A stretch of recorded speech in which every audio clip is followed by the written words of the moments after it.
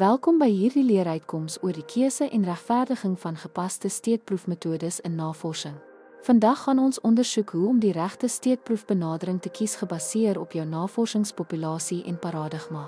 Steekproefneming is die deurslaggewende proses om 'n subgroep individue te kies wat jou hele populasie verteenwoordig, en om hierdie keuse reg te kry, is die sleutel om te verseker dat jou navorsingsbevindinge geloofwaardig, betroubaar en betekenisvol is.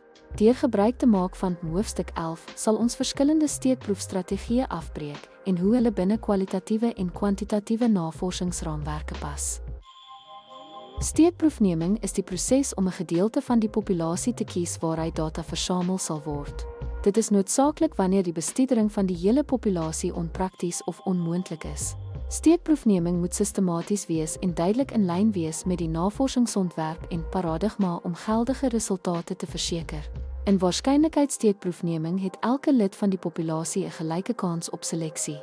Algemene metodes sluit in eenvoudige ewekansige steekproefneming, gestratifiseerde steekproefneming en sistematiese steekproefneming. Byvoorbeeld, die keuse van 100 leerders ewekansig uit 'n lys van 1000 om 'n wiskundige intervensie te bestudeer. Nie waarskynlikheidssteekproefneming selekteer deelnemers gebaseer op spesifieke eienskappe of relevantie vir die studie. Metodes sluit in doelgerigte, gerieflikheids- en sneeubalsteekproefneming.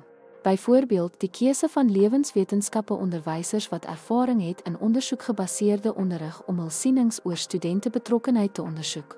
In kwantitatiewe navorsing ondersteun ewekansige of gestratifiseerde steekproefneming objektiwiteit en veralgemeenbaarheid. In kwalitatiewe navorsing bied doelgerigte steekproefneming diepte en ryk konteks. Die gekose metode moet toegang verseker tot deelnemers wat relevante en betroubare data bied.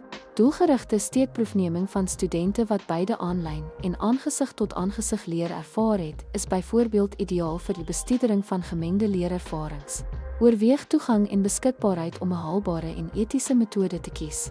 In kwalitatiewe studies gaan steekproefneming voort totdat dataversadiging bereik is. In kwantitatiewe studies verhoog groter steekproewe die statistiese krag.